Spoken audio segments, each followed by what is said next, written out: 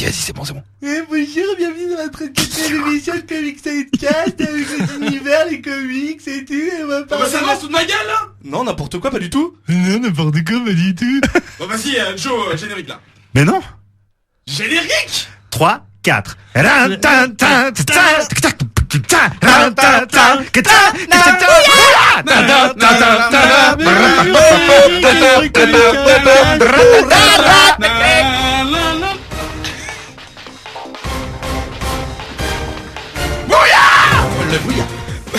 Bonjour et bienvenue dans cette 34e émission de Comics Outcast.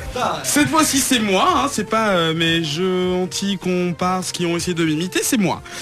À tour de moi, vous avez déjà entendu, il y a Ben. Salut. Il y a Zef. Salut. Et il y a notre réalisateur Joe. Bonsoir. Pendant 1 heure, on va vous parler de comics et de leurs univers. On a un programme assez sympathique pour vous.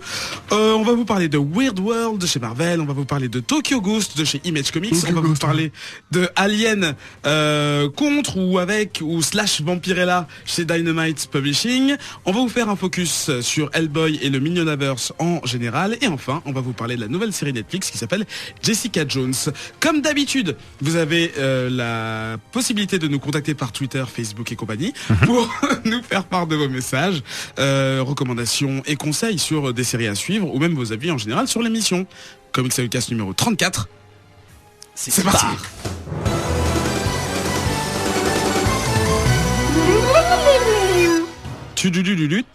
Première partie de l'émission, on va pas faire des revues. On va faire des revues. On va parler de revues. les revues. Oh non. What? Arrêtez pas de faire l'accent Jap à chaque émission, j'ai bien C'est vrai, pourquoi être raciste des accents? On doit faire J'ai bien un accent accent possible. de faire Michel Leb de temps en C'est vrai. un accent, non. Voilà. Bon bref, les revues, voilà, on choisit ensemble 3 séries à lire ensemble. On les lit chacun de notre côté et pendant l'émission, Ou ensemble, des fois, on peut, ou ensemble, sur les voilà, genoux, tout ça. à 2. Ouais. Une page, l'un page de gauche, l'autre page de Ouais. droite, pour partager le stand cerveau. Cette semaine, une des 3 séries, c'est Weird World, Absolument. une série qui fait partie, Monde chelou en français. Non, c'est pas vrai. une série qui fait partie de. Bah non, monde Non, mais bizarre. Oui, Oui, voilà. Ouais. Donc cette série fait donc partie de l'event Secret Wars. Tu peux Absolument. nous en parler un petit peu, Ben? Alors je vais pas le faire bien si je le fais en entier, donc je vais faire très court. En gros, Secret World, il y a eu le bordel dans le monde de Marvel, tous les mondes ont fusionné. Ouais, mais Zef dit non, c'est pour ça que j'avais dit que voilà. Collapse. Ouais, si Voilà, tu veux. tous les mondes se sont écrasés les uns sur les autres. Exactement. Ça a créé une planète qui s'appelle Battle World, dans lequel, Sur dans laquelle cette à l'intérieur de laquelle, Ouais. en dedans, il existe plein de mini-mondes, de mini-univers comme ça, qui correspondent souvent à un univers d'un personnage. Ce qui veut dire que dans certains univers, Zaf est en train de mourir parce que je dis des conneries, mais c'est pas grave. Non, c'est pas... Il y a des, tu peux avoir des doublons, un Spider-Man, enfin, bref, plein de trucs. Et un de ces mondes-là est Weird World, donc c'est un monde bizarre. bizarre, ça porte très bien son nom. En fait, Weird World, c'est une série qui existait depuis les années 70. Qui ne faisait pas partie de Secret Wars à l'époque puisque ça n'existait pas, et donc ça revient au goût du jour via cet arc là. C'est au scénar on a Jason Aaron que j'affectionne particulièrement depuis Thor God of Thunder. C'est Voilà, un peu donc on mon a petit déjà chouchou. parlé un peu ici. Voilà, il Savon a Bastard aussi. exactement. Oui. Il a après chez Marvel il a déjà bossé pour Wolverine et il a fait aussi un truc avec des Indiens que j'ai pas lu qui s'appelle Scalped qui a l'air assez cool. Qui est dessus, ça défonce. Voilà, et en gros voilà moi j'ai vraiment choisi ce truc là parce que Secret Wars je m'en fous complètement, très honnêtement, mais j'ai vu Jason Aaron, j'ai dit go, donc j'avais même pas feuilleté le truc, donc j'ai un peu pris une claque pour les dessins, j'en parlerai juste après. Donc le scénar de Jason Aaron, ça raconte quoi? C'est l'histoire de Harkon. Arrête de bouger ton micro de devant. Ouais mais peut-être j'ai quand du tu mal, parles. c'est un micro de est-ce que vous êtes Ah, là ce là, soir? tu le laisses poser Un sur peu ton genre sur ton NTS, on menton. est là, micro-mobile, sur ton Je menton. voudrais poser un slam. Non, c'est bon. Donc oui, donc c'est l'histoire de Le mec, tu lui dis d'arrêter de bouger son micro, Ouais, il mais tourne ça, autour là de c'est sa bon. tête, quoi. Là c'est bon, je suis bon là. Ok. Donc c'est l'histoire de Harkon qui s'autonome Lord of the Warlords, donc c'est un peu le méga boss. C'est une sorte de Conan, quoi. C'est un peu une sorte de Conan Une sorte, ouais, je veux bien. C'est Conan le barbare. Carrément. qui en fait il arpente Weird World depuis très longtemps, depuis des années.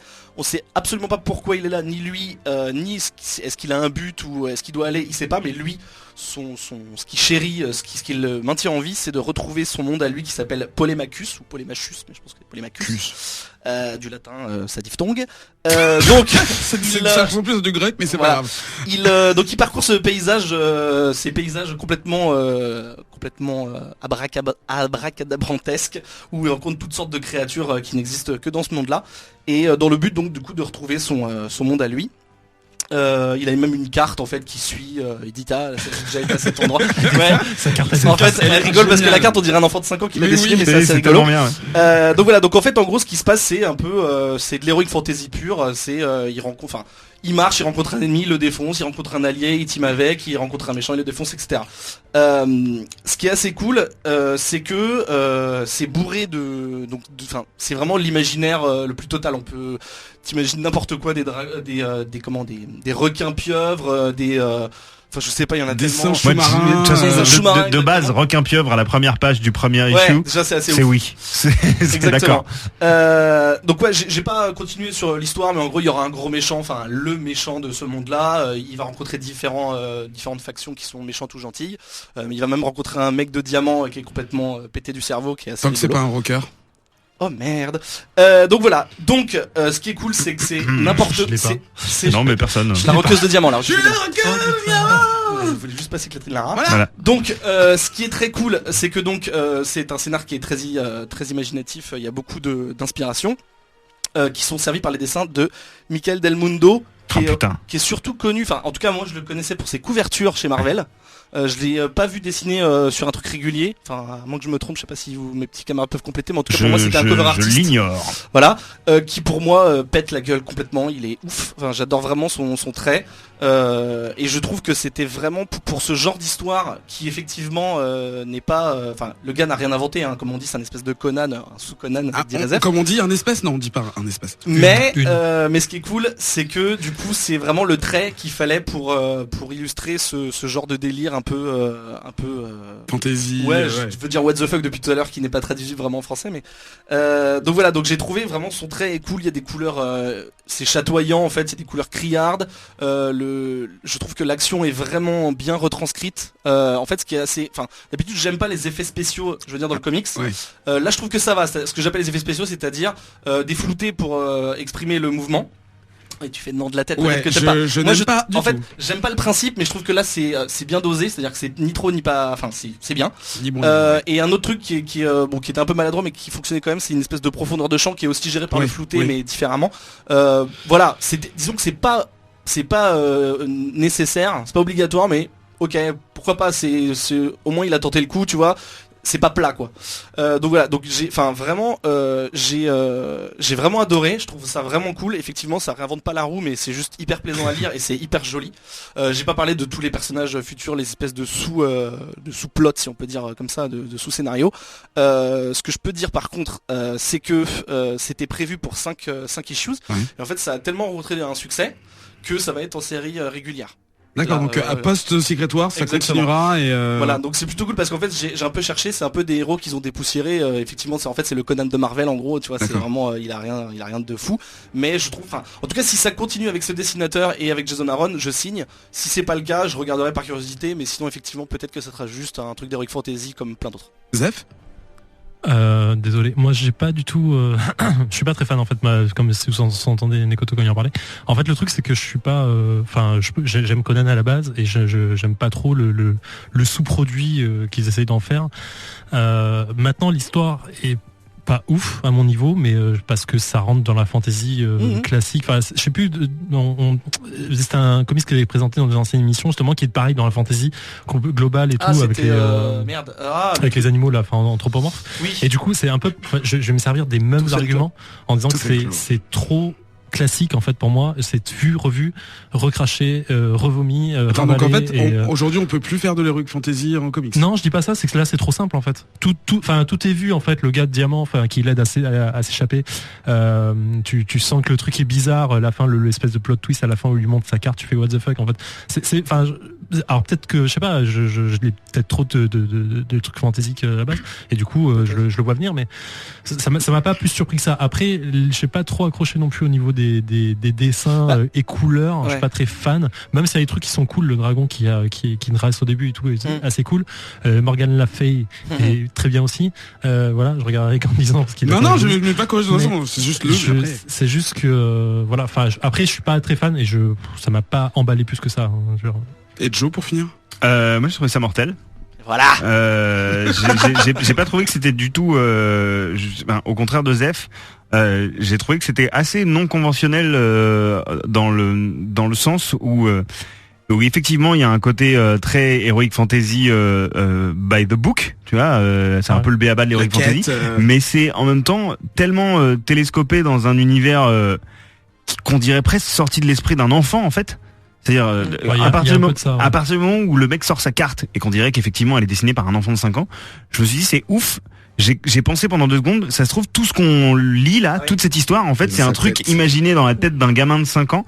Et du coup, c'est ce qui pour moi apporte la valeur ajoutée au récit, et c'est ce qui fait que j'ai vraiment bien accroché, c'est que j'ai l'impression de voir effectivement une sorte d'ersatz de Conan le Barbare transporté dans l'esprit d'un enfant de 5 ans où tout se télescope, où il y a des dragons qui se font, où on inverse le concept de la pêche, c'est-à-dire qu'à un moment il y a un dragon qui se fait pêcher par des singes qui vivent sous l'eau. Et ça c'est des petites idées qui je trouve cassent un peu le côté conventionnel du récit et du scénario. C'est le premier truc qui m'a plu.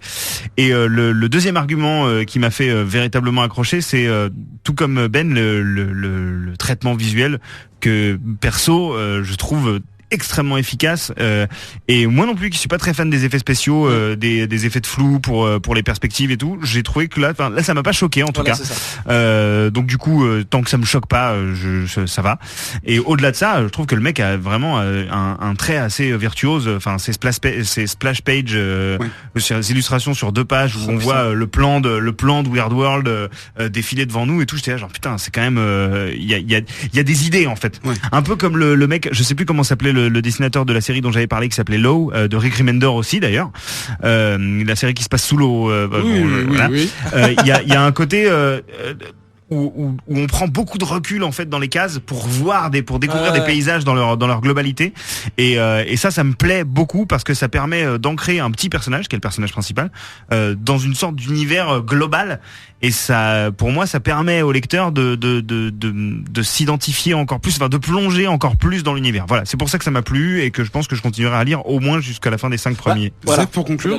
Et ensuite Ben. Pour le truc, tu parlais, en fait je rebondis sur ce que tu disais sur l'univers qui est imaginé par un gamin de 5 ans et tout machin.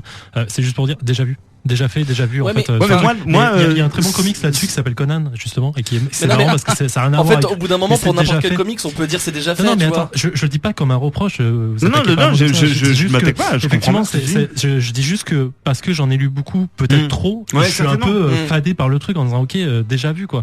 Mais maintenant, c'est pour dire. Mais parce que dans mon souvenir, en fait, Conan c'était beaucoup plus dark que ça. Enfin, c'est un peu plus mature. Ce que je veux dire, c'est que c'est très pris dans le lot en fait. C'est comme comparer Seigneur des Anneaux et Elric quoi. Je suis pas. Pour moi, ça n'a rien à voir. Mais c'est ce que je dis en fait. C'est le même. Enfin, le Elric c'est un peu le Seigneur des Anneaux pour les adultes dans le sens où c'est plus violent et plus trucs comme ça. Mais après c'est un autre débat. D'accord. En fait, je crois, moi je suis pas très objectif parce que j'ai vraiment beaucoup aimé ce titre, mais je suis persuadé que si t'avais aimé le trait, t'aurais un autre avis. Dans le sens où, évidemment, on peut dire ça pour n'importe quel comics, mais pour moi là vraiment le truc qui donne toute l'essence à ce truc-là, c'est le trait. Et je pense que le dessinateur doit pas être étranger au design des monstres en fait. Oui, bien sûr. Je pense que c'est pas entièrement écrit par Jason Aaron. Ça m'a fait penser à Black Science d'ailleurs. Ouais, complètement. Et donc voilà, on le saura jamais, mais je pense que si t'avais, je pense que c'est le dessin qui aurait pu te faire aimer un truc dont t'as Black Science, c'est pas vrai, j'ai pas aimé non plus. Alors, c'est vrai, il avait pas aimé Black Science. Juste pour revenir, donc le Marvel, je l'ai pas dit.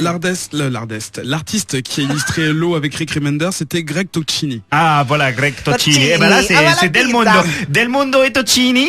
Ils me plaisent les deux. En italien, donc exactement. Ok, cool. Rien à voir, mais si la langue chante un petit peu quoi.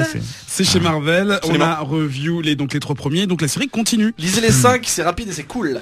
Deuxième série, c'est Joe qui va garder la parole et on va parler de Tokyo Ghost, une série comme par hasard de Rick Remender. Putain, mais ouais, il a toujours pas reçu son package, on l'aime il est tellement. toujours pas invité, enfin il a toujours pas accepté notre invitation. C'est donc une série Image Comics illustrée par Sean Murphy, dont on a parlé il y a pas si longtemps pour Punk Rock Jesus. Tout à fait. Chrononauts aussi. Chrononote se donnait aussi. Ça a commencé il y a pas très longtemps, en septembre 2015. Tout à fait. Et Tokyo Ghost. Je sais pas comment introduire ça. Tokyo Ghost.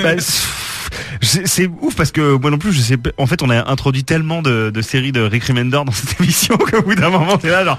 Alors, bah écoutez, bienvenue dans Reminder Outcast. Non, mais c'est Alors, le Sandra, Remender il s'est World. réveillé en pensant à ça. Et donc, Non, il a mais fait c'est ça. Un jour, je sais que des gens feront des focus sur le Remenderverse.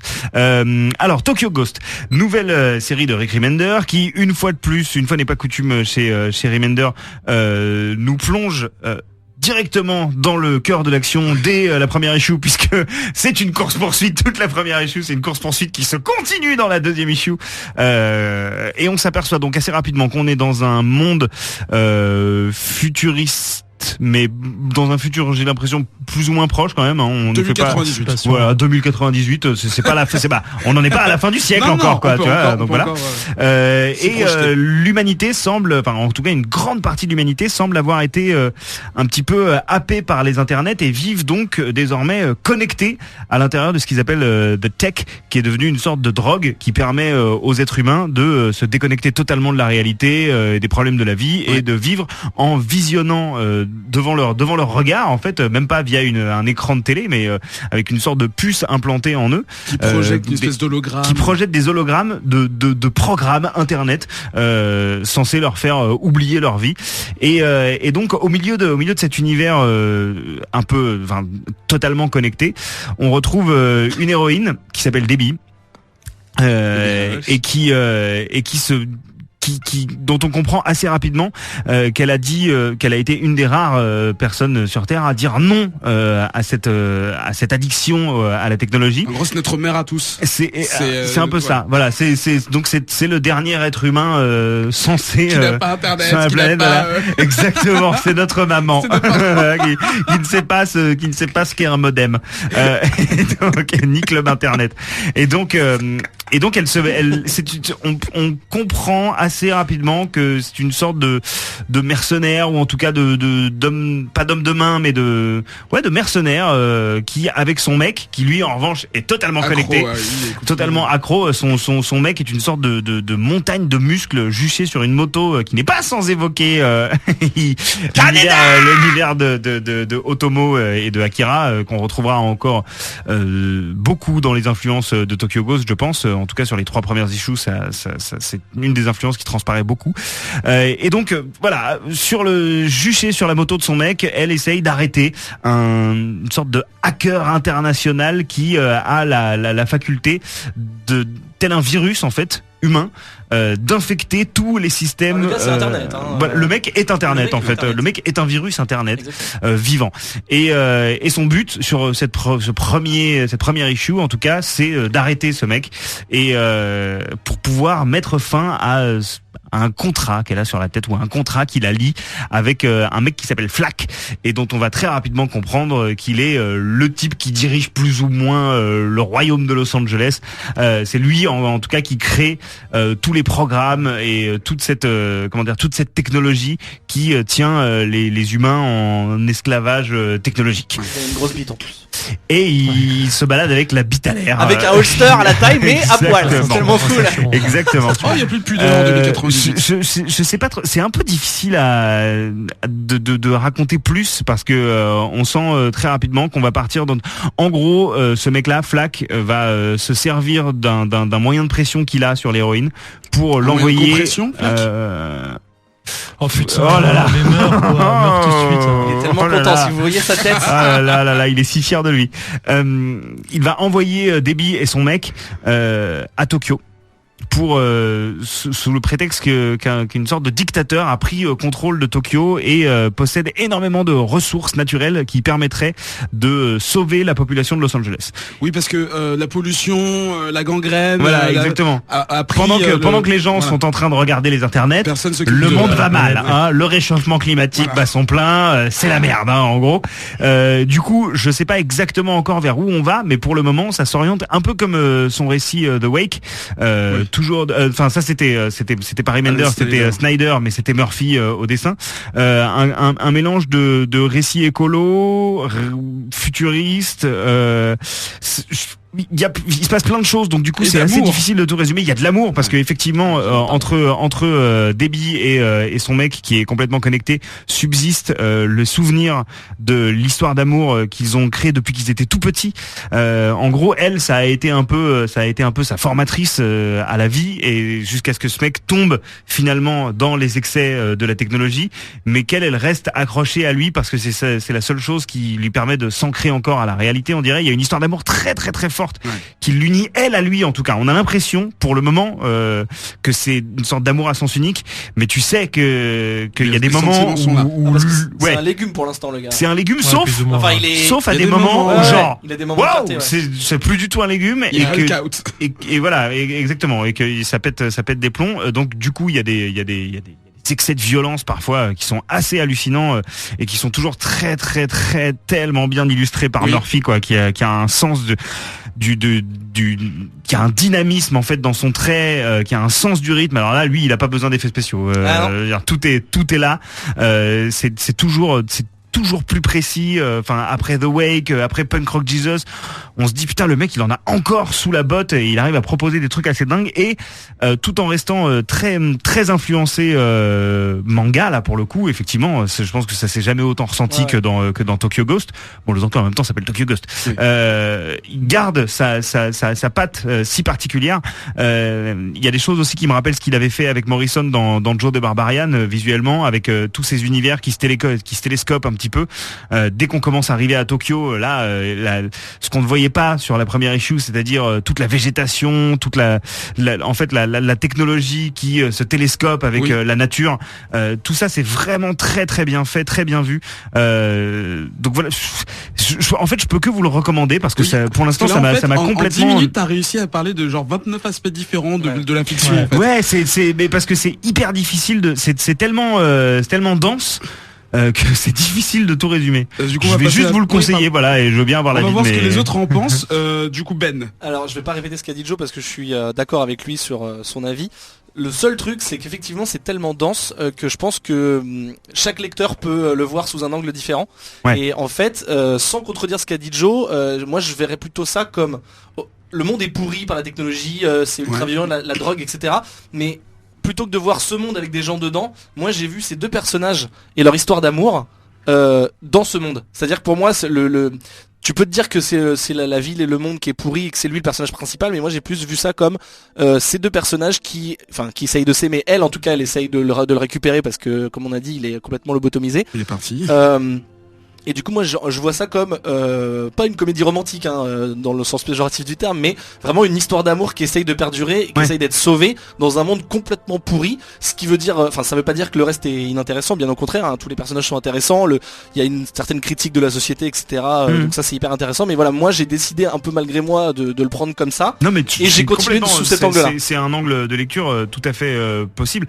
Je vais rebondir rapidement, Ouais, je suis désolé. Non, Mais juste, effectivement, quand je disais c'est une série de Remender, donc ça commence comme du Remender, ça vous plonge dans le cœur de l'action, vous savez pas exactement où vous êtes et tout. Je pense que si Adrien avait été là ce soir, il aurait peut-être dit qu'il a pas aimé, parce que Complètement. ça Ça peut, va être ça trop- peut, Ah. ça peut Ah oui, il aime pas les vraiment. mises en place trop longues. ouais. Moi, j'étais un Il peu aime pas les perdu, mises en hein. place trop longues, et il aime pas surtout les comics où ça commence et où t'es perdu, tu Ouais. sais pas où tu vas, et ça met plusieurs issues. Là, il faut prévenir les auditeurs et les auditrices que vous allez mettre quand même un petit moment à comprendre tous les tenants et aboutissants du C'est truc. comme pendant votre premier vol spatial, vous allez forcément vomir. Là, c'est Voilà. pareil. Vous amène Et dans moi, un j'ai tel pas vomi. endroit.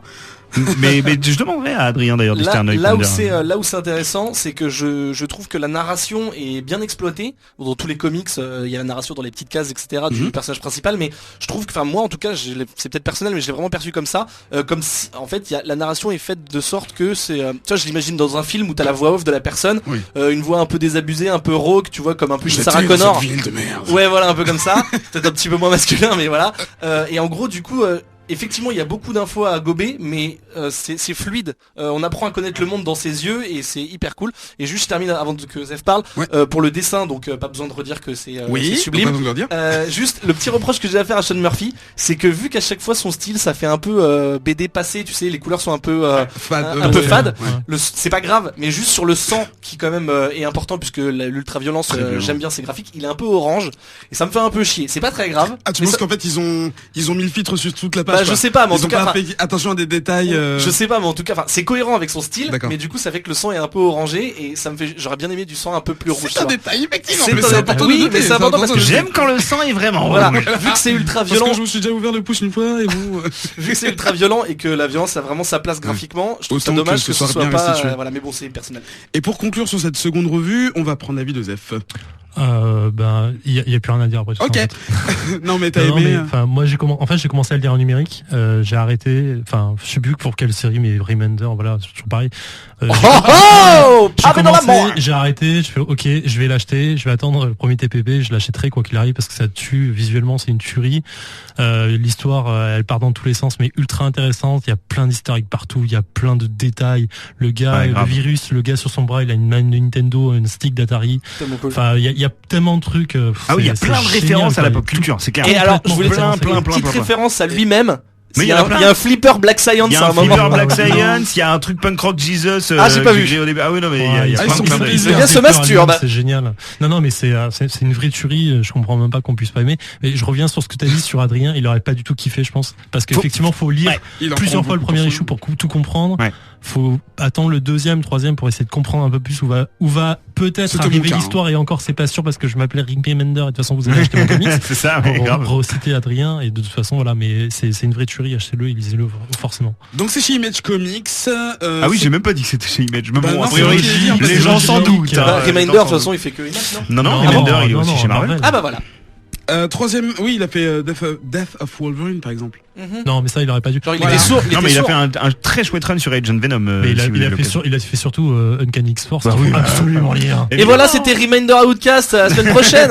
Non, il reste encore d'autres revues à faire. Ah non, mais je croyais que Le tu gars disais, n'a il pas reste compris ma encore blague. d'autres Remender. Ah non, bah oui, bien sûr. On va parler de Non, mais il y en a plein. Dans Voilà. 3 semaines, il y en aura un nouveau. Oui, bien sûr. Il est Oui, déjà dans la d'ailleurs, liste. oui. Alien Vampirella. Ah, alors. Ah, la alors, qualité alors, est au rendez-vous. Attends. Alien Putain. Vampirella, je prends ma voix de merde. C'est Zef qui va la présenter. C'est une série donc Cette voix, arrête. Dynamite Publishing C'est horrible. qui est sortie chez, qui est un imprint comme on dit pour les éditeurs de Dark Horse, hein, que vous connaissez bien. C'est quoi cette musique? Ça me fait pas les oreilles. Ça, c'est Alien. Et non, Alien 2. c'est écrit par Corina Berco et illustré par Javier García Miranda. Miranda.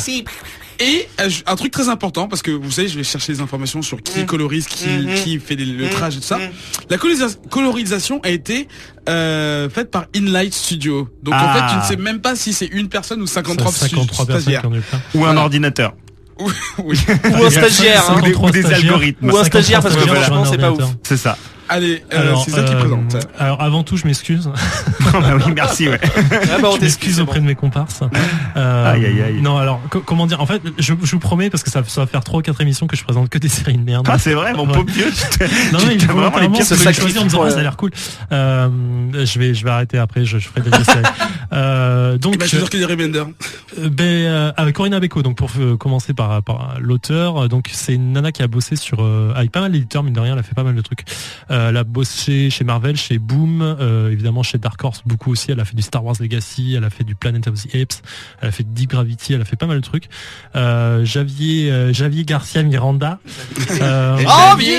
Le mec, enfin, je pense que le mec, ça doit être un double de moi, mais pour les comics, c'est-à-dire que le mec il est ultra pervers en fait, parce qu'il a bossé sur Alice in Wonderland. Ah oui, d'accord. Tu vois le truc. Ouais. Il a fait beaucoup de Vampirella, il fait Purgatory pour ceux qui connaissent. Ah oui, C'est- d'accord. Tu fais bien le Il nichon, a fait quoi. alors du nichon, du du nichon, nichon du et du nichon. nichon et du décolleté, donc il a fait que ça, donc je crois qu'il est un peu bizarre. Ok. Voilà. On m'a demandé un petit historique de Vampirella rapidement Ouais. pour expliquer le personnage. C'est un personnage qui a été créé en 69 par Ackerman et Robbins. Grosso modo, c'est une extraterrestre. Elle vient pas de sur la planète. Elle est sur une planète qui s'appelle, je sais plus comment d'ailleurs. Vampiros. Non, un truc d'Okufu, un truc comme ça. Je sais plus comment ça s'appelle. C'est un nom bizarre. C'est la fille de Lilith, forcément. Fallait s'y attendre. Et sur cette planète, en fait, ils vivent.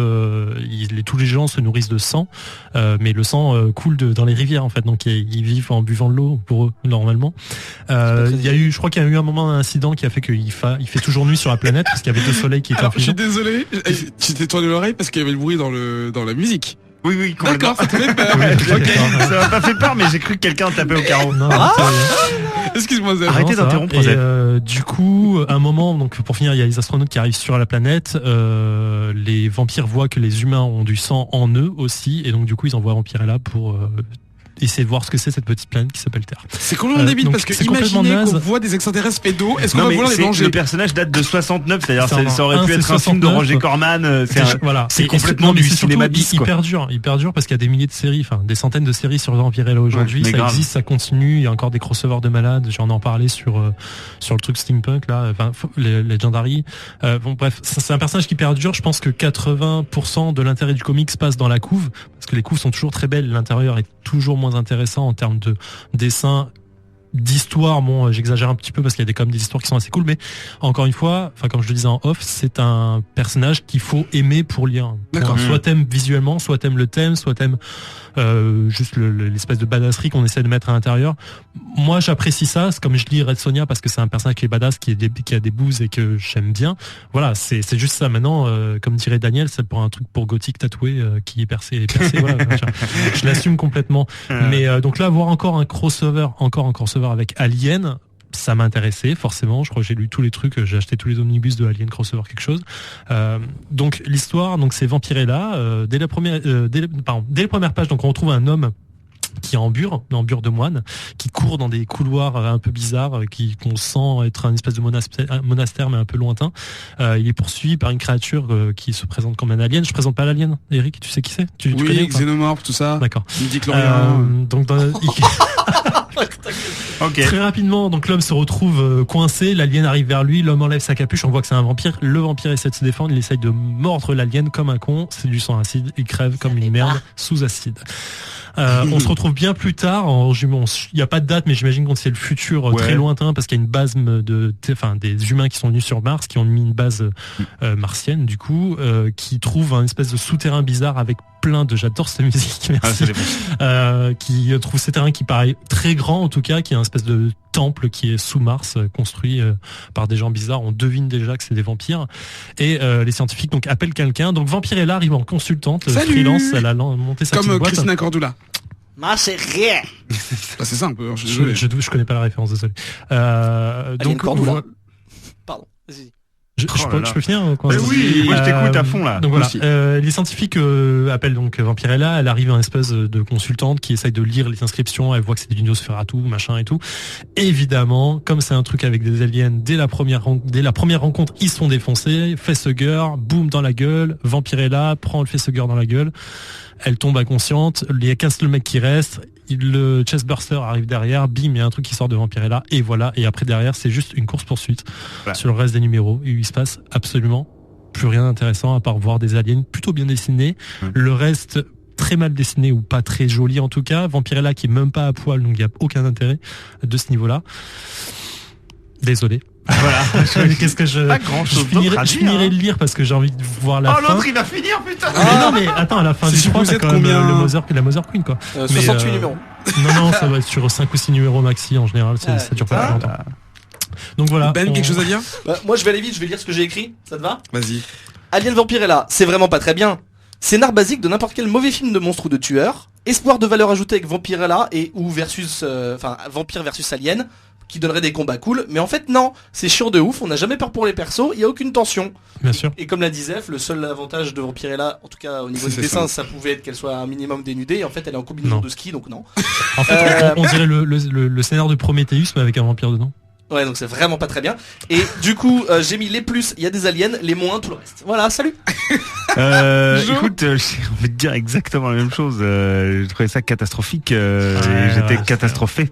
Donc, je sais pas quoi dire. En fait, je me suis fait chier de ouf. J'ai de la sympathie pour Vampirella. J'aime beaucoup les aliens. Donc, a priori, deux ingrédients qui auraient été Qui censés détonnent ensemble, me plaire. ouais. Les couves sont chouettes. Ah ouais, ça c'est clair. Ouais. Les couves sont chouettes. Faut bien l'avouer. Hein. Les couves sont ok. Qu'est-ce que j'ai dit 80%. Ouais, voilà, c'est ça, hein, les Sur couves sont ok. Le mec, tu sens que le dessinateur c'est un petit peu donné plus de mal quand il doit dessiner des aliens que sur tout le reste. Il a décalqué, Mais il a bien. décalqué. Il a Non, il y avait le décalqué. copyright qui a dit, Mais non, il y a- tu lui fais il y a toutes ses quand même, écailles. genre, Tu lui fais toutes ses côtes. Il y a un personnage n'a jamais la même face Ouais, c'est d'une case à l'autre. quoi. Mais genre jamais. Même Vampirella, elle a jamais la même gueule. T'es là, genre, mais insupportable. c'est pas possible. Elle ressemble à la brune de Archie. Ouais, de temps en temps. ouais. Encore, je crois que c'est insulté Archie. Ouais, franchement, c'est chaud. J'ai une pour question conclure. pour les aliens fag. Donc on t'a expliqué que Vampirella s'était mangé un alien et que du coup après c'était sorti de Oui, sa alors, poitrine, etc. j'attends de le voir apparaître. Ah, voilà, parce que je le dis vite fait si je me trompe pas, un alien qui donc Il prend les capacités de la personne les qui capacités a- de son autre. Genre à un moment il y a un alien chien dans Alien 3 je crois. Il y a Parce l'alien qu'il a- chien, il y a l'alien Predator. il y Voilà, a plein donc de du trucs, coup hein. normalement l'alien Le de prédalien. Vampirella devrait être un alien vampire. Bah ouais. Donc, Donc, il peut immortel sucer et- l'acide. Non mais en fait pour spoiler le 3 pour ceux qui Oh non, jusque-là, ne spoil pas Zephyriel, c'est dommage. on voit la Mother Queen qui arrive. Alors je me dis peut-être qu'ils vont faire ça aurait plus aucun sens derrière, mais c'est peut-être Une reine vampire. ouais, une reine vampire. Non mais je pense que Je pense Joe a parce qu'il raison. y avait les fesses. Joe a raison, en fait, c'est le mec, il a juste voulu dessiner des aliens et Non, mais Ah s'il mais vous je plaît. pense, je suis plein C'est ça. dessus. Et je tiens à signaler un truc une erreur technique. Bon Vas-y. alors je sais c'était pour la faire sortir d'entre les seins de Vampirella, mais elle se fait chest buster entre les nichons.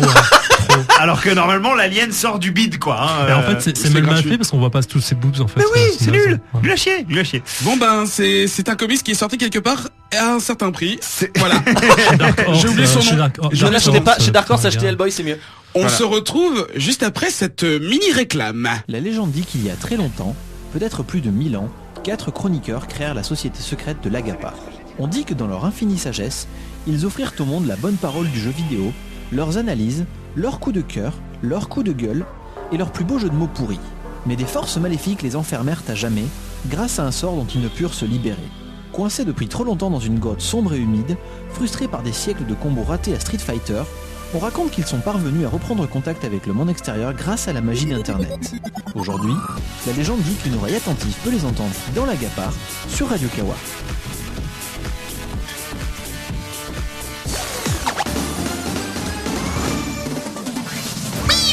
C'est la deuxième partie de l'émission, il s'agit de du Focus. Cette semaine, ils ont décidé de vous parler de... Pourquoi la musique de Superman? Je sais pas parce que j'ai pas de musique d'Hellboy. T'aurais voilà, dû avec c'est musique de Lovecraft. Bah ouais, J'avoue. mais c'est vrai qu'il y avait beaucoup de Il y musique a qui tellement de trucs. illustrait les Bien sûr. romans de Donc on Lovecraft. va parler, vous l'avez deviné, de Attends, je vais mettre un autre truc, voilà. Hellboy Rien à voir. et de l'univers de son créateur, le Mignolaverse. Alors, Mignolaverse, est-ce que c'est une exagération ou Non. est-ce que c'est Bah, vraiment on va un se rendre, on Mignolaverse? pourrait croire que c'est une exagération, mais on va s'apercevoir qu'en fait, En non. fait, je pense que Euh, c'est un des auteurs qui est le plus à même d'avoir un univers à son nom. Ouais. D'accord. Vous allez nous expliquer ça tout à l'heure. Mhm. Pour cette revue, Pourquoi on avant a il va se dû... passer quoi Bah ouais, on va expliquer maintenant. hein. Non, bah, dans le Ouais. déroulement. Je crois qu'il veut juste expliquer ce qui va se passer. Voilà, En c'est fait. ça. ouais, Je voulais ouais, pas d'accord. que Il vous veut juste présenter coupiez. son émission, je crois. Euh, Faites donc, faites donc. Ah non, Ça va être trop bien quand je On vais a ralentir ça à la fin. non, s'il te plaît. On a lu, trois séries de la toute première, l'original, donc c'est Seeds of Destruction. Absolument. On a lu ensuite The Corpse. En fait, c'est un peu après le début. Ouais. Mais c'est juste une des meilleures, enfin, selon moi et selon plusieurs classements, c'est une des meilleures histoires courtes de Ouais, Hellboy. d'Hellboy, ouais. Et enfin, pour illustrer l'univers Mignolaverse, on a lu The Amazing Screw on Head. Qui est un one shot Tout à fait. écrit et dessiné par lui. D'accord, bah, je vous laisse. Pour être tout à fait clair avec nos auditeurs et nos auditrices, j'ai été malade comme un chien cette semaine. Oui, on est tous un peu... Donc il faut ouais. que Mais je lui, plus rende à que César tout. ce qui est à César. Ben a tout bien préparé tout seul et donc du coup Arrêtez, Jonathan. il va se charger de la majeure partie de ce focus. Mais tu vas être mon Guy Carlier, tu vas rebondir. Voilà, ouais, je vais rebondir de temps en temps. Ah, Mais je tout te à laisse, fait, ouais. mais je te laisse le micro parce que t'as bien bossé. Alors on s'est dit, parce qu'on a quand même préparé le truc ensemble malgré tout, qu'on allait parler du personnage de Hellboy, Ouais. qui est quand même à la base du Mignolaverse, de Mike Mignola un peu en transparence sans faire une biographie Wikipédia, et ensuite un petit, vraiment une courte liste des titres du Mignolaverse en expliquant un peu ce que c'est Comment et il se comment c'est touche. relié, etc. Ouais. Donc Hellboy. Un jour en 1993 à la San Diego Comic Con, Mike Mignola dessine donc en fait il y a une espèce de mini revue qui s'appelle le San Diego Comic Con Comics tout simplement, qui distribue je pense gratuitement dans Le ses catalogue, conventions. quoi, Voilà. le- Ouais mais c'est des petites le histoires, enfin, il y a prospectus, des petits, d'accord. voilà c'est ça. Donc il a dessiné un démon qui s'appelait pas encore Hellboy, qui avait juste le nom sur sa ceinture, mais un peu comme ça, genre je vais dessiner un personnage, et il s'est pas dit qu'il allait en faire quoi que ce soit. Seulement ça a eu du succès et du coup les fans en tout cas ont trouvé ça cool. Et un jour il s'est dit tiens j'aimerais bien raconter mes propres histoires parce qu'il a quand même une imagination assez dingue. Mais j'ai pas envie de prendre un personnage de Marvel ou DC, enfin des personnages qui existent déjà, qui pouvaient complètement s'approprier. Il s'est dit je vais créer mon propre personnage, ou en tout cas mes propres personnages pour raconter mes propres histoires. Et là, juste pour la petite anecdote, il s'est dit qu'il allait créer une équipe de héros. Et en fait, il a pas trouvé de nom assez cool, donc du coup, il a créé un personnage tout seul. Je trouve ça assez cool. Hellboy. D'accord. Voilà. Il s'est retiré le travail de devoir trouver un nom d'équipe. Juste. Voilà, il s'est dit d'accord. bon j'ai pas de nom cool, donc je vais faire un mec. Et donc du coup, il a repris. Bon, j'ai pas son cheminement de pensée, mais en tout cas, il a repris son personnage de démon qui s'appelle Hellboy. Dont la première série régulière est sortie en 94 qui s'appelle, tu l'as dit, Seeds of Destruction. Est-ce que tu t'entends dans ton casque quand tu parles, Benjamin? Ouais, mais j'ai qu'une oreille. Enfin, le casque en tout cas, je suis pas Van Mets-le Gogh. bien devant ta Mais- bouche. Ah, tu fais bien Louis de Funès. Donc, non mais c'est bon, J'avais pas fait gaffe. Donc, je raconte un peu le début de Seeds of Destruction. Non, c'est bon, je raconte le début de Seeds of Destruction qui est la genèse du personnage et donc du Mignolaverse. Donc, en 44, à la fin, presque à la fin de la Seconde Guerre mondiale, Hitler a envie de gagner la guerre et pour ça, il crée une cellule de sciences occultes et de forces occultes gérée par Himmler, son pote. Son pote d'orthographe. Son pote d'orthographe, en tout cas. Qui donc monte le projet qui s'appelle le projet Ragnarok en 2 mots. Ragnarok. Ouais, Ragnarok. Ah, je fais le casse-couille, hein, désolé. Non mais c'est parce que En train de boire, j'ai failli. j'ai fait espagnol au lycée, c'est pour ça. Ah. Voilà. La Nialoc. Les Ragnarok. Ah non, c'est dégueulasse, putain. J'hésitais, je l'ai pas. Donc, j'ai hésité, C'est hein. les cailloux de Ragnar. Et après on dit que je coupe, hein, bravo. Donc Himmler qui donc a pour tâche de retourner les forces de la guerre. Putain non mais sans déconner. Continue, arrête, continue. Et on me Vas-y, reproche vas-y. de couper, mais par contre c'est le Vas-y, pire. vas-y. Donc Himmler qui a pour tâche de retourner le sort de la guerre pour que les Allemands gagnent, décide de s'octroyer les services de Rasputin, qui donc est un personnage historique dans la vraie vie, mais que Mignola s'est approprié pour en faire un moine sorcier qui a des pouvoirs assez mystiques. Bon. Ah oui, j'ai oublié mon petit disclaimer, c'est que pendant tout mon truc, je vais parler de plein de personnages et de plein de notions. Ça me fait mal parce que je suis obligé d'en parler en 2 phrases alors que c'est ultra riche et qu'on pourrait faire une émission sur chaque personnage. Non, je préfère le dire, ça me fait du mal. Oui. Voilà. Donc Rasputin, pardon, qui donc a l'idée de faire un rituel afin d'invoquer Amun-Un-Rama, qui en fait est le vrai nom de Hellboy, qui donc a dont la prophétie est de ramener Ragnarok, donc l'enfer sur terre à la fin des temps. Donc il fait ce rituel. Tu te Ça- demandes vite fait en quoi c'est gagner la guerre Oui, pour voilà. Icare. Bah parce qu'ils se disent qu'ils vont déclencher l'enfer Genre, sur on va terre et voilà, détruire les alliés avec un démon. Ça Mais va non, dans- mais ça va dans ça, il le double plus ou moins en fait en voulant faire, Oui. en se servant d'Hitler Oui, oui, oui. et de son truc pour faire ce qu'il Ouais. veut quoi. Et donc voilà, donc il fait ce rituel, ça fonctionne. Sauf que ce qu'avait pas prévu Rasputin, c'est que bon, c'est parti en baston évidemment. Ce qu'il avait pas prévu, c'est qu'en fait l'armée américaine qui est présente sur cette île en Écosse, je crois, va récupérer ce petit démon mi-homme, enfin ce démon, cette créature mi-homme mi-démon.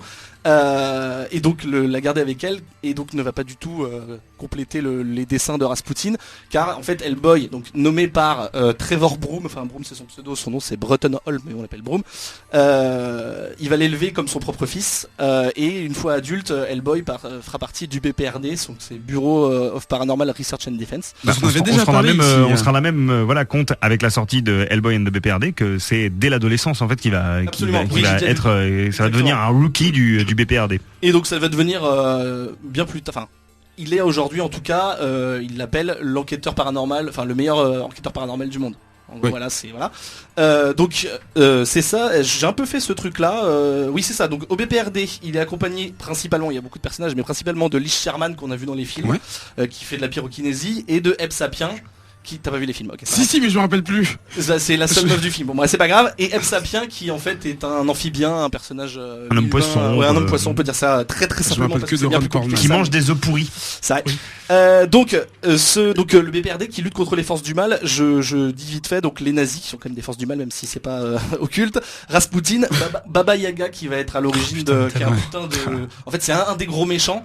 Ça est à l'origine de plein de sous-méchants qui vont dans les aventures d'Hellboy, mais surtout le plus gros méchant c'est Ogru Jahad.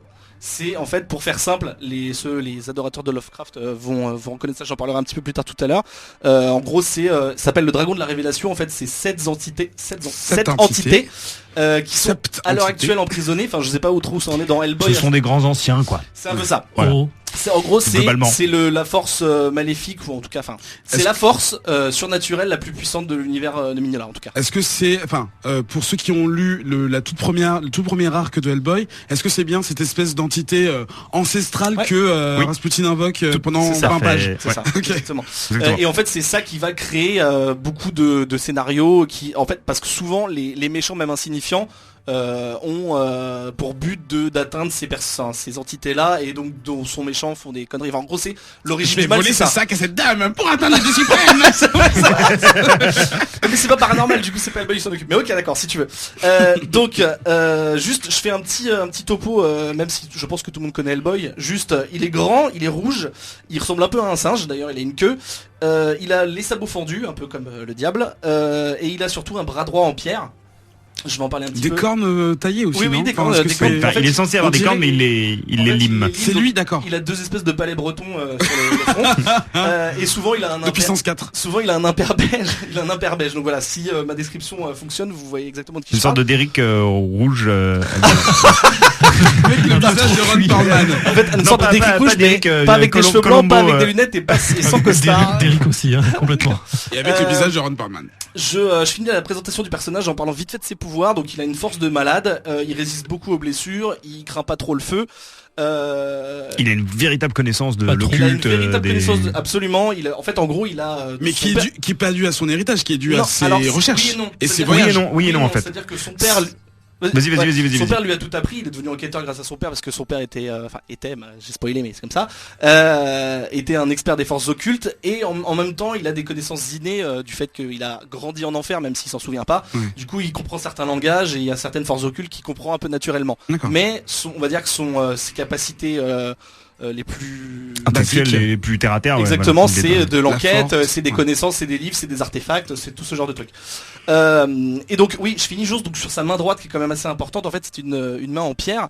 Et en gros, j'ai parlé tout à l'heure de Ogdru Jahad, qui donc est le gros méchant de l'histoire, qui en fait a été créé et emprisonné par la même personne qui s'appelle Azazel, qui en fait est le père biologique de Hellboy. J'essaie de pas trop spoiler, mais voilà. Et en gros, cette main. Alors attends, je crois que je suis en train de dire des bêtises.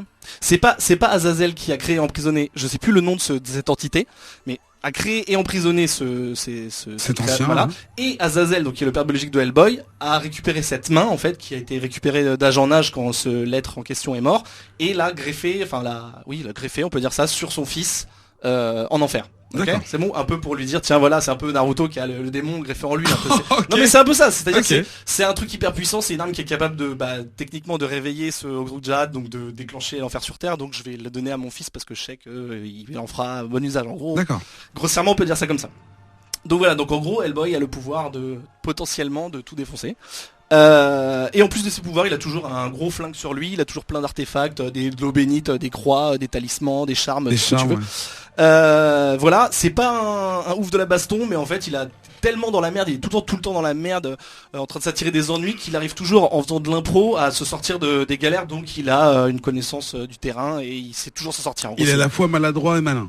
il est pas maladroit, c'est juste qu'en fait c'est pas un expert en arts martiaux si tu veux, mais il sait mettre des patates Non, mais parce qu'il bon, a dû en il mettre. met des patates de fond. Hein, Voilà, quand même, il sait mettre des patates parce qu'il a dû en mettre toute sa life, et donc voilà. Joe, tu voulais peut-être dire un truc sur le perso, donc je passe à... Oui, ce qui est intéressant avec ce perso, enfin l'un des intérêts du perso, c'est que il est effectivement toujours tiraillé entre sa nature infernale et ce que les humains ont essayé de faire de lui, à savoir un défenseur de l'humanité. Et du coup, malgré le fait que Hellboy a été élevé donc dans des principes de bonté, et que donc c'est un personnage qui, D'humanité, ouais. voilà, d'humanité, c'est un personnage foncièrement bon.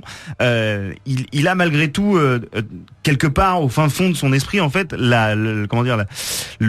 il sait d'où il vient. Et il y a une petit à petit, au fur et à mesure que cette série se développe, il y a une sorte de côté de plus en plus mélancolique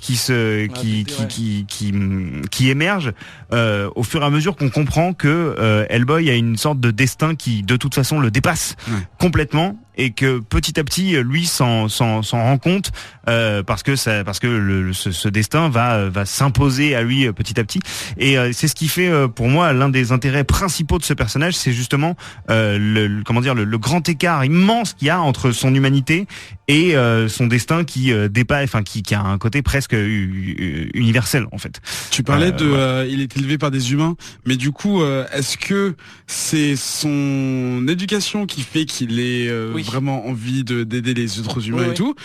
Et il y a pas un truc qui l'attire vers entre guillemets le mal ou l'enfer, parce qu'on le voit des fois, il dit je suis pas content. On voit que ses yeux sont rouges sur le papier. Il devient un peu plus fort. Et en tout cas plus téméraire en tout cas. Enfin, il a pas de. Je pense qu'il est neutre au moment où il est. En fait, il a grandi en enfer, mais il s'en souvient pas. Donc je pense qu'il peut pas se servir de tout ça. Ouais. Du coup, quand il arrive sur Terre, il est neutre et il prend le chemin de l'éducation qu'il a reçu, quoi. D'accord. Juste donc effectivement, on a plus beaucoup de temps, donc je voulais juste dire qu'en fait, ce qui est assez dingue, pour un peu paraphraser ce qu'a dit Joe, dans l'univers de Mignola global, même pas seulement Hellboy, c'est qu'il y a une espèce de mélancolie, un peu une tristesse, que ce soit dans l'écriture, dans les personnages, dans les scénarios ou même dans les dessins, parce qu'il écrit et il dessine. Il y a toujours des persos torturés. Le dessin, c'est très dur ou perdus, ou qui savent plus vraiment qui ils sont. Il y a énormément de fantômes. Il y a beaucoup de fantômes. Mais pas forcément des méchants. Hein. Ça peut être des âmes perdues tristes, et tout. Et du coup, c'est ce qui donne, c'est ce qui fait l'un des gros intérêts de la série, c'est-à-dire que au-delà des références à Lovecraft, à Poe et tout, Mignola a effectivement développé une sorte d'atmosphère qu'on ne retrouve que dans Hellboy. C'est-à-dire, c'est quoi, c'est de l'horreur? En fait, ce qui est assez... Non, c'est pas de l'horreur. En fait, c'est du fantastique, c'est ésotérique. En fait, comme l'a dit Joe, donc évidemment Lovecraft, pour tous ces trucs-là. Parce que c'est ça qui transparaît beaucoup dans le premier, en fait. Dans le premier, dans le premier, les références à Lovecraft sont assez écrasantes. Il y a des monstres, des gobelins, des sorcières. Il prend beaucoup aussi au folklore européen ou africain. Alors, on arrive sur la légende du roi d'Arthur à un moment. En fait, il y a plein de choses qui se télescopent. Tout ce qu'il veut, on va dire, mais il en fait son propre truc. C'est-à-dire que il dit je vais prendre des gobelins, mais ça va devenir ses gobelins à lui, quoi. Même si tout le monde connaît les gobelins ou différentes inspirations. C'est comme la Baba Yaga. On parlait tout à l'heure de Baba Yaga. C'est une sorcière de la. C'est russe. Les pays de l'Est. Ou peut-être roumaine. C'est un croque-mitaine. C'est à droite là. En gros, il en fait son propre truc, et même Rasputin, qui est un personnage historique. Bon, il y a plein de légendes sur lui, etc. Mais pour moi, quand je vois Rasputin, je me dis pas, tiens, il a pris le mec historique et non, tu penses à moi, Bonnie M comme tout le monde. Pour moi, c'est le Rasputin de Mignola. Et donc, juste pour dire que son dessin sert complètement cette espèce d'imagination torturée qu'il a. Et pour moi, je pense que vraiment, je crois que c'est mon artiste préféré parce que je le trouve très complet. Et c'est aussi en ça que je disais que s'il y en a bien un qui peut avoir un univers à son nom, c'est lui. Parce que je trouve que tout ce qu'il a pu faire, même quand c'était pas lui, tout ce qu'il a pu faire ou en tout cas enfanter, même si ça a été repris par d'autres auteurs, techniquement ça appartient au Mignolaverse, c'est-à-dire que tout le monde est d'accord pour dire ça, même Mignola. Tout est canon dans... Exactement, et en fait c'est même les trucs les plus éloignés, donc qui sont ni écrits ni dessinés par lui, mais qui sont un peu sa succession, ça rend, il y a jamais tu vas te dire ça aurait pu être dans Hellboy. Non, c'est dans Hellboy, ça fonctionne. Alors je sais pas, comme disait Joe, il met sa patte un peu par-ci par-là, il jette tu sens que c'est quand même un mec qui surveille comment ça se passe. Il a travaillé sur les films Hellboy par exemple, tu vois, et donc du coup je trouve que c'est hyper cohérent, et moi il me suffit juste de voir un dessin de Hellboy et j'ai envie, de Mignola, et j'ai envie de connaître, ça se trouve c'est un truc qu'il a griffonné, il y a rien derrière, mais je me dis putain, s'il y a une histoire sur ce personnage, je veux la connaître, même si c'est un squelette. On a vu 12 millions de squelettes dans notre vie, mais ce squelette là j'ai envie de savoir pourquoi il est comme ça, pourquoi il a un costard, pourquoi il a une tête, tu vois, et donc je trouve ça assez dingue. Donc moi je trouve ça beau, je trouve ça triste, je trouve ça badass de temps en temps, je trouve ça drôle aussi, c'est vraiment dur. Et puis parfois émouvant, le personnage d'Hellboy finalement est assez émouvant dans son combat contre sa nature, quoi. Complètement. Et donc juste pour terminer, je fais un petit tour d'horizon sur le Mignolaverse. Donc il y a Hellboy, c'était le tout premier. Maintenant on est dans Hellboy in Hell, donc comme son nom l'indique, il est en enfer. Ensuite il y a eu El Sapien, donc je l'ai dit, c'est un mec qui team avec lui dans le BPRD, qui a ses aventures solo aussi. Il y a Lobster Johnson qui a fait partie. Lobster Johnson, c'est son prénom. Omar. Exactement, c'est comme Omar Sharif. C'est un héros de roman. Ouais, d'accord. Donc en fait, en gros, roman de gare, c'est un mec qui a fait partie du BPRD et qui en fait est un justicier dans les années 30 à New York, comme il y a plein de justiciers. La série BPRD qui maintenant s'appelle Hell on Earth, avec mon super accent, c'est les enquêtes du BPRD mais sans Hellboy, donc même si des fois il fait des apparitions, mais en tout cas c'est essentiellement sans lui. Witchfinder ça suit les enquêtes de Sir Edward Grey qui en fait bosse pour la reine Victoria, donc c'était au 19e siècle. Tout ça c'est vraiment dans le même univers, donc c'est à différentes époques. Sir Edward Grey. Ouais. C'est Earl. Peut-être, c'est le possible. conte Ouais, bah, Earl c'est ça Grey. avec lui. Oui, mais Un je te dis conte qu'il Earl. il prend des personnages historiques et il en fait ses propres trucs. Il faut que je lise ça. Ce qu'il y a- mais ça ce qu'il y a- défonce, hein. Ce qu'il y a de dingue, en fait, Hamilton. ce qu'il y a de dingue, c'est que tu vois, par exemple, Lobster Johnson, dans la timeline, il apparaît. Non, pas Lobster Johnson, pardon. Qu'est-ce que je. Merde. Baltimore. Non, Oui, c'est ça. Non, c'est pas Baltimore. Non, voilà, pardon, c'est Sledgehammer dont j'ai pas parlé. En fait, c'est les histoires d'une espèce d'armure un peu high-tech pendant la Seconde Guerre mondiale. Et ce qui est cool juste avec ce truc-là, c'est que après la fin des aventures de Lobster Johnson et avant celle d'Hellboy, il y avait rien. Et donc il s'est dit, ok, je veux créer un nouveau truc. Ok, bah Sledgehammer, ça sera à cet endroit-là. Du coup, tu peux vraiment faire une timeline, même si D'accord. des fois ça se chevauche. Il a réussi à peupler toutes les époques de Ouais. personnages. C'était pas de- forcément son but précis, mais en Oui, tout cas non, quand mais il voilà, s'est il dit, s'est fait plaisir quoi. voilà, exactement. Et il y a aussi donc Rien que d'en parler, j'ai envie de tout relire. mais non, mais c'est ça. Comme je l'ai dit, il y a Baltimore, c'est les histoires du comte Baltimore qui chasse des vampires. Et le tout dernier en date, c'est Frankenstein Underground, qui est une mini-série. Bon bah voilà, c'est son nom l'indique sur Frankenstein. Frankenstein qui est- Et donc la majorité d'ailleurs à part quand c'est des mini-séries, toutes les séries dont j'ai parlé là continuent encore aujourd'hui. Et la petite particularité de tout le Mignolaverse, donc c'est, je l'ai pas dit, mais c'est chez Dark Horse, Oui. Delcourt en France, tout. Vraiment, il n'y a pas à se prendre la tête. Et la particularité, c'est que c'est souvent des mini-séries, enfin surtout Hellboy en fait. C'est, tu vois, on l'a dit, Seeds of Destruction le premier, c'est juste en 4 issues. 4 issues, ouais. Souvent en France, ça sort en un seul bloc. Donc voilà, en fait, il n'y a pas vraiment besoin de se dire, c'est pas un Batman ou un Superman. Tu dis putain, c'est le numéro 472, je connais pas. Non, Je commence tu peux. où, Évidemment, si tu lis une aventure de maintenant, alors que t'as rien lu, t'auras des références que t'auras pas. Mais c'est hyper accessible. Et si vous aimez un tant soit peu l'univers un peu fantastique et tout, go. Les dessins sont trop beaux. Tapez juste Mignola sur Google, vous allez devenir ouf. Donc voilà, on va vous mettre une playlist sur le site pour pouvoir voir les Français et les Anglais de la. Enfin, les TPB que vous pouvez récupérer et les lire pour découvrir vous-même Hellboy et le Mignolaverse. On va revenir juste après cette petite page de pub. Pas le temps. Oh là là, qu'est-ce qu'il est bien fait ce film. Je me demande bien comment ils peuvent faire ça. Eh dis donc Giboite, si tu veux tout savoir, écoute, y a plus de péloche, y a tout sur Cinoche et le monde de l'audiovisuel, avec des super chroniques, des super discussions et des super invités Giboite. Oh là là, Emmaël, où est-ce qu'on peut entendre ça? Une fois par mois sur Radio Kawa Giboite. Allez Marcel, au studio. Il n'y a plus de péloche, le podcast sur le monde de l'audiovisuel. Présenté par Maël et Giboite Une fois par mois. sur Radio Kawa. Retour pour la troisième et dernière. Oula, Un redit de retour. Pour cette troisième et dernière partie de Comics Podcast, c'est Hors les Bulles. Hors les Ah là, Bulles. pardon. C'est ça la vraie musique. J'avais pas mis la bonne musique. Je suis Donc, désolé. Je redis pas de retour. Hors les bulles, Ouais. on va parler d'une série qui vient tout juste de commencer sur Netflix le 20 novembre. Il s'agit de Jessica Jones, la deuxième série dans l'espèce de... comment on peut dire? Est-ce que c'est un sous-univers, les séries télé? Le Daredeverse. Voilà, Daredeverse. le Marvel Netflixverse. Ouais, le Non, c'est- Marvel. c'est- Non, mais en compliqué. fait, ouais, vas-y. Parce qu'en plus, ouais, c'est parce que non, c'est vu que c'est même pas. J'allais dire non, c'est pas raccroché à The Shield ni rien, donc c'est encore un autre Bah truc. techniquement si, c'est dans le même monde. Si, si, c'est C'est dans le MCU, c'est dans le MCU. Ils l'ont dit, ils l'ont dit. Laissez-moi Ah, mais présenter c'est sûr. la série. C'est certain. Adapté du comics Alias de Brian Michael Bendis qui est sorti il y a un certain moment. L'adaptation est une espèce de mise en page pure et simple de ce comics qui s'appelait Alias. Ben non, pas de Non, blague. je ne fais pas Non, cette non, blague, on n'a rien, pas le rien. temps. Zef, il a pas pu parler sur Hellboy, donc on n'a pas le temps. Il y a 13 épisodes qui sont disponibles en streaming sur le site Netflix qui durent à peu Bah, près c'est une toute heure. la saison. Hein. Voilà, toute la saison directement. À télécharger, ça va Ben T'as entendu? Mais non, parce que t'as dit il y a 13 épisodes, mais je voulais juste préciser que c'était la saison entière en fait. Oui voilà, donc C'est 13 juste épisodes. On a au casting Non, mais il y avait aucune vanne, c'était vraiment juste pour préciser. Kristen Ritter que vous connaissez peut-être de Don't Trust the Beach qui joue Jessica Jones. Vous avez le Et de Jean Breaking Bad, putain. Ah là là, aussi, ouais, putain. c'est avant ça. Vous avez aussi le jean de Jessica Jones qu'on voit dans toute la série, c'est toujours le même, c'est dégueulasse. Ah oui, c'est vrai.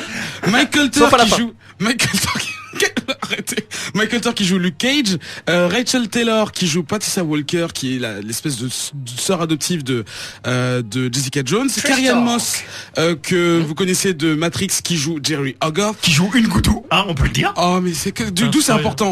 Si. Elle est délicieuse, elle est délicieuse. Et enfin, Elle dans est les délicieuse. dans les personnages qu'on voit dès le début, je veux dire, il y a aussi David Tennant, le 10e docteur que tout le monde aime. Le meilleur. Euh, Ah, tu l'aimes tellement pas.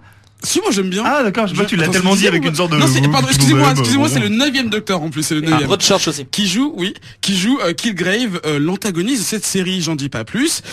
En showrunner, on a Melissa Rosenberg qui a participé dans les scénarios de Dexter, Ali McBeal, Boston Public, mais surtout Sexy Dance et Twilight. Ah, ça c'est stylé. Ça c'est chaud. Pardon. Et voilà pour tout ce qui est C'est qui elle? T'as dit quoi? Melissa Rosenberg. Ouais. C'est la scénariste de la ok. série. C'est la showrunner, c'est la. Oui, ok. Du coup, on a regardé les 3. J'ai oublié de dire spoiler au début de l'émission, de dire qu'on est parlé. On a rien spoilé pour l'instant, hein. Mais Jessica Jones dedans. Juste à Pios, Zef, Hellboy Mignonette, t'aimes bien ou pas? Faut en revenir là-dessus. Aucun rapport. Juste pour un oui ou un non, quoi. Début de l'émission, Oui, on a oui, parlé et on peut. Dis juste oui ou non. non mais je peux pas répondre comme ça, il faudrait j'explique. Voilà, ça prouve juste la richesse du truc. Ah, mais vas-y go, enchaîne là. Oui. Bon, donc alors, on a regardé les 3 premiers épisodes. Zef, tu les as vus ces épisodes? Oui. Alors, au niveau de l'intrigue, qu'est-ce que tu peux nous dire un peu dessus? C'est bien. De l'intrigue, c'est bien. Je sais pas, tu me demandes mon avis là ou pas? Oui. Ah, d'accord.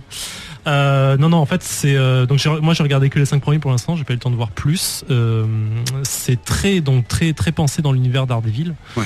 Ça se passe de toute façon dans Hell's Kitchen aussi. On y croise d'autres personnages qui auront leur série plus tard sans spoiler, mais ça a déjà été dit plusieurs fois. Oui, c'est pas du spoil. Hein, Alors, à mon sens, c'est une très bonne série. Ça reste complètement dans l'univers d'Daredevil au niveau la réal, au niveau de l'image, au niveau de la photo VFX. C'est le truc qui, moi, me gêne différemment, vraiment différemment de Daredevil, c'est que Daredevil avait un univers ultra sombre, qui était très cohérent, très bon, très voilà, alors, ça t'interromps. Oui, vas-y. Je t'interromps. Est-ce que tu peux nous présenter en 2-3 phrases Jessica Jones, parce qu'on Ah n'avait oui, pas parlé pardon, de qui on a c'était.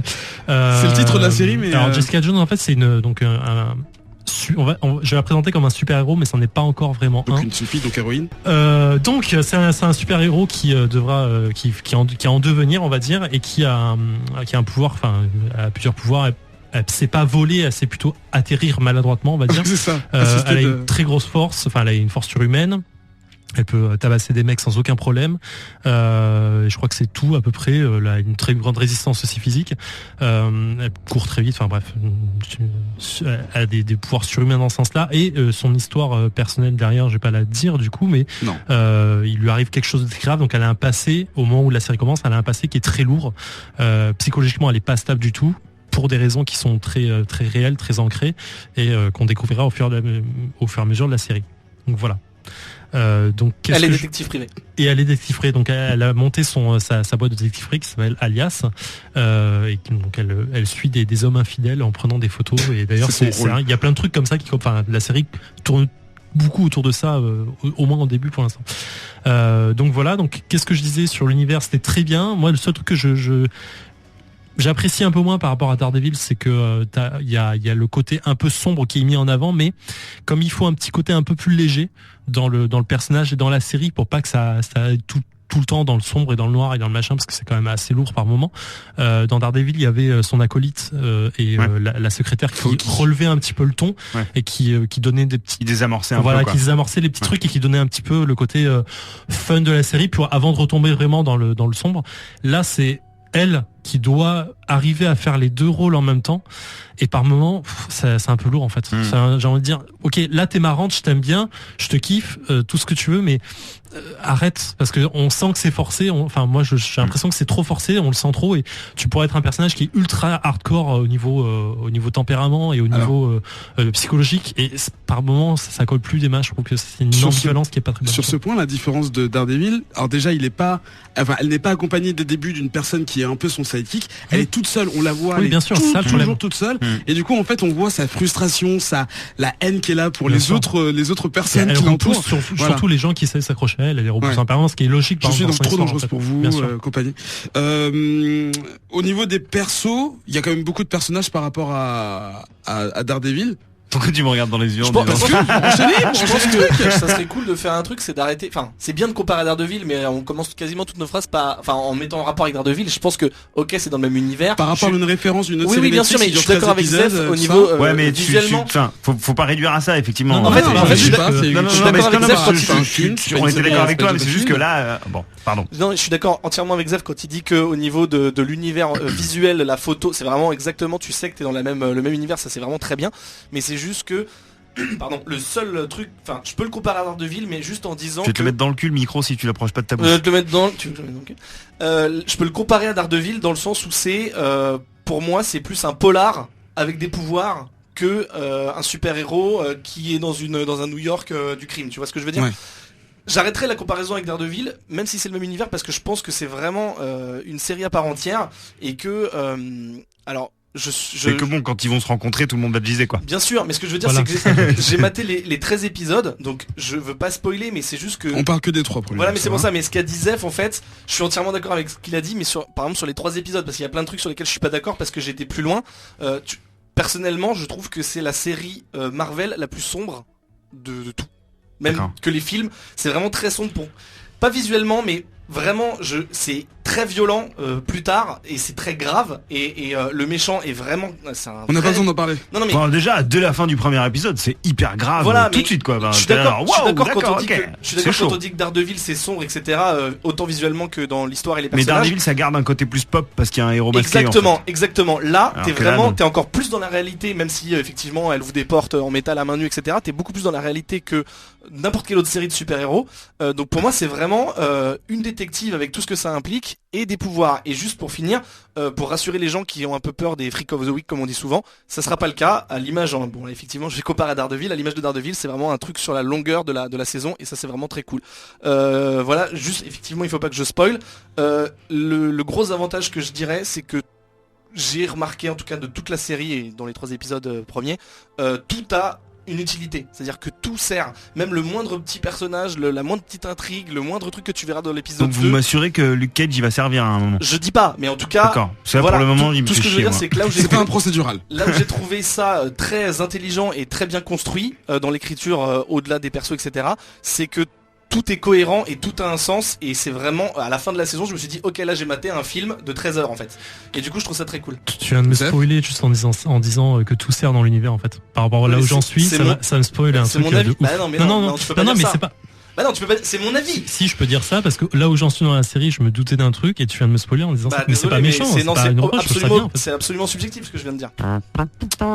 Donc oui. c'est une série donc Netflix. Du coup, elle fait partie, comme Daredevil, encore une comparaison, du MCU, c'est-à-dire qu'elle s'inscrit parfaitement dans la continuité scénaristique des films, donc les Avengers que vous avez pu voir, les Thor, les Captain America, le futur Civil War, tout ça c'est dans la même continuité. Bon, évidemment, The on peut Grey pas... and the Blue. C'est le titre que j'ai donné à Civil War. Ça va rester comme ça. C'est plus Ok. poétique, c'est plus. Mais voilà, c'est juste pour dire que sans faire d'espoir de voir une Kristen Ritter dans Avengers Infinity War ou quoi que ce soit, Ah, je sais qu'il y pas. a des connexions qui sont tout à fait faisables dans un sens comme dans l'autre. Mais bon, il y a toujours des histoires de contrats qui empêchent certaines. En fait, sur pareil, il y a pas de feedback quoi.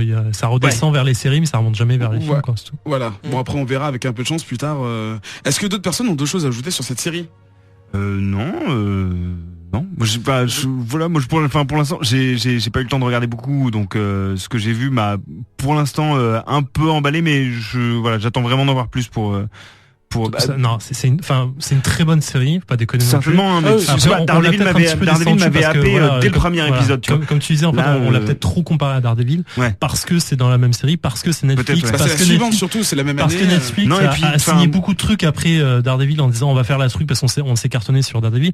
On est obligé de la comparer. Maintenant, c'est vrai que c'est une très bonne série en soi et elle se regarde tout seule surtout. Il n'y a pas Alors. besoin d'avoir vu Daredevil pour la comprendre. Ok, Voilà, alors, et si vous avez pas aimé Daredevil, tentez le coup quand même. Hein. Au regard de ce que vous dites là, je vais quand même effectivement exposer mon avis, même s'il est assez limité parce que j'ai pas encore vu beaucoup. Mais pour l'instant, ce qui me gêne, en tout cas, c'est que l'isolation du personnage principal, qui devrait, à mon sens, être l'un des points forts de la série, c'est-à-dire se dire on vit à travers un personnage qui effectivement est totalement coupé du monde et se renferme complètement parce qu'elle a vécu des choses traumatisantes. Pour l'instant, de ce que je vois, ce côté-là me gêne parce que je le trouve je le trouve trop. Je trouve que pour l'instant, le personnage est trop gros pour les épaules de l'actrice principale.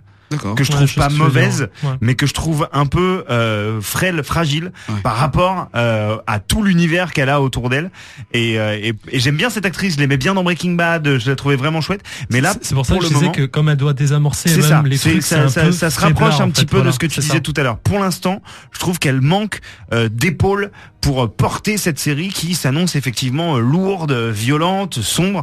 Et je me dis, avec cette nana-là, est-ce qu'elle va réussir? Pour le moment, sur le premier épisode, elle m'a que moyennement convaincu. Mais je suis pas sûr que ce soit un truc qu'elle subisse. Je sais pas du tout si elle est bonne actrice ou pas. Enfin, ça va. Je veux dire, je sais pas si ça fait partie de son jeu, mais en tout cas, je trouve que la faiblesse du personnage par rapport aux éléments extérieurs, alors que c'est censé être une héroïne, pour moi, c'est un des axes Oui, de mais la série. moi, du coup, ça me convainc pas. Ah, ok. Je suis pas convaincu par le truc, tu vois. Ok. Ça, pour l'instant, je trouve pas ça totalement abouti. Mais peut-être qu'au fil des épisodes, quelque chose va se révéler à moi. Parce que j'ai un quand même- super doute. Vous Ouais. savez que les séries, les pilotes, ils tournent les pilotes souvent très très en avance par Oui, rapport au reste c'est de la vrai. saison. Et je me demande si pour une série Netflix, ils font pareil. Est-ce que, Ah oui, vu que est-ce qu'ils c'est- tournent les 13 d'un coup en fait, ou est-ce qu'ils tournent un pilote, ils le présentent au machin et ils tournent les 12 Sérieusement, autres j'en ai pas la moindre idée. parce que ça pourrait donner une mauvaise impression Oui, effectivement. de la série, Ah alors ouais, qu'en non, fait c'est sûr. derrière il y a C'est sûr. c'est pas le Tu même voulais, ton. tu voulais pas trop qu'on parle des autres séries Netflix, c'est ça? Tu voulais pas qu'on spoil entre guillemets Non, on peut parler des autres. Non, parce que comme on l'a dit, il va y avoir des séries de certains autres personnages qu'il y a dans Jessica Jones. Et juste pour dire que il y a une saison 2, une saison 2 pourrait voir le jour, mais la showrunner voudrait que ce soit avant le film choral, donc qui réunira tous les héros. Donc je donne pas de nom pour pas Série. spoiler. Oui, pardon, la série chorale qui réunit tous les autres héros Netflix qu'il y aura. Mais en gros, au niveau planning, ça fonctionnerait pas trop. Donc pour l'instant, la saison 2 dans les cartons, on sait pas. Trop. Mais le personnage de Jessica Jones va réapparaître dans Normalement, cette fameuse je série pense, chorale. je Oui, pense. c'est prévu Ok, d'accord. pour- Mais alors C'est toutes pas ces une série, séries, c'est un film. non, c'est une série. Elles Bon, sont annoncées. Tu veux qu'on dise les noms ou pas? Defenders, mais oui, tout ça c'est annoncé Il y a depuis. Luke Cage, et Iron Iron Fist, Fist. et Defender, ouais, c'est non, tout. mais il y en a une autre encore. Non, il n'y en a que deux. Punisher. Je sais pas. Non. Punisher est prévu, c'est si. Non, Oui, non, peut-être, si, Punisher je sais pas. apparaît dans Daredevil, c'est tout. Il n'y a pas de série Punisher. Enfin bref, en tout cas voilà, c'est pour tout ça. Si, Punisher, ça a été annoncé. En série Il me semble, Ouais, la série ouais. Punisher a été annoncée, ouais. Sur Netflix. Moi j'ai un doute aussi les gars, je pense que c'est on vérifie, plutôt on dans, vérifie, on Ah, s'en dit pas de la merde, mais c'est il me plutôt semble. dans Daredevil.